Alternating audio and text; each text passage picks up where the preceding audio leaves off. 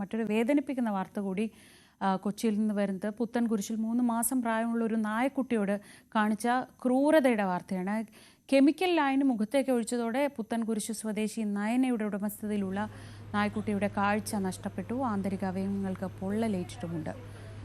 നവമി ദിനേശ് തന്നെ വിവരങ്ങൾ നൽകും. നവമി, രാവിലെ നിന്ന് ഈ വിഷമിപ്പിക്കുന്ന വാർത്തകൾ പറയുന്നത് വലിയ പ്രയാസമുള്ള കാര്യമാണ്. ഞാനാണെങ്കിൽ ഒരു പെറ്റ് പാരൻറ്റും കൂടിയാണ്. ഇതൊക്കെ കാണുമ്പോൾ സഹിക്കുകയില്ല. ഈ 3 മാസം പ്രായമുള്ള ഒരു പട്ടിക്കുട്ടി എന്ത് ചെയ്തിട്ടാണ് ഈ ക്രൂരത? അതും പ്രത്യേകിച്ച് അയൽവാസികളെയാണ് അവർക്ക് സംശയം തോന്നുന്നു. എന്താണ് നമുക്ക് കിട്ടുന്ന വിവരങ്ങൾ?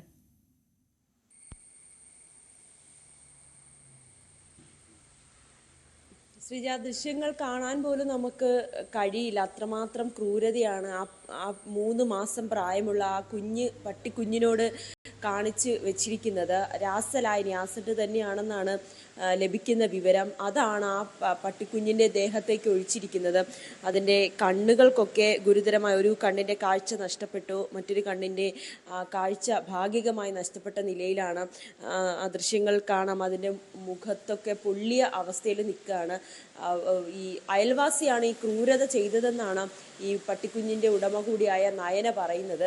കുറച്ച് നാളുകളായി ഇവർ തമ്മിൽ ചില വഴക്കുകളൊക്കെ, വാക്കുതർക്കങ്ങളൊക്കെ നിലനിന്നിരുന്നു. അതൊക്കെ പ്രശ്നം പരിഹരിച്ചതാണ്. അതിനിടയിൽ ഈ പട്ടിക്കുഞ്ഞിനെ അഴിച്ചുവിട്ട് കടിപ്പിക്കാൻ ശ്രമിച്ചു എന്ന രീതിയിൽ വ്യാജ പരാതിയൊക്കെ പുത്തൻകുരിശ് പോലീസ് സ്റ്റേഷനിൽ ഈ അയൽവാസി നൽകുകയും ഒക്കെ ചെയ്തിരുന്നു എന്നാണ് നയന പറയുന്നത്. പിന്നീട് ഈ അയൽവാസിയുമായി രമ്യതയിൽ പോയിരുന്നു. പക്ഷെ അയൽവാസിയാണോ അല്ലെങ്കിൽ മറ്റാരെങ്കിലും ആണോ ഇത് ചെയ്തതെന്നാണ് ഈ ഉടമ കൂടിയായിട്ടുള്ള നയന സംശയിക്കുന്നത്. പക്ഷെ ആരാണ് ഈ ക്രൂരത ചെയ്തതെന്നും ഇപ്പോഴും കണ്ടെത്താൻ കഴിഞ്ഞില്ല. ഇതിനെ തുടർന്നാണ് പോലീസിന് പരാതി നൽകിയത്. നമുക്ക് കാണുമ്പോൾ പോലും വളരെ സങ്കടം തോന്നുന്ന ദൃശ്യങ്ങൾ തന്നെയാണ് ഇത്. എന്നാലും പട്ടിക്കുഞ്ഞിൻ്റെ അവസ്ഥ വലിയ ബുദ്ധിമുട്ടിലാണ്. അതിൻ്റെ ആന്തരിക അവയവങ്ങളിലൊക്കെ പൊള്ളലേറ്റു എന്നാണ് മനസ്സിലാകുന്നത്. വായിലുമൊക്കെ പൊള്ളലേറ്റിട്ടുണ്ട്. ആഹാരം പോലും കഴിക്കാൻ കഴിയാത്ത ഒരു അവസ്ഥയിലാണ് ഇപ്പോൾ ആ പട്ടിക്കുഞ്ഞുള്ളത്.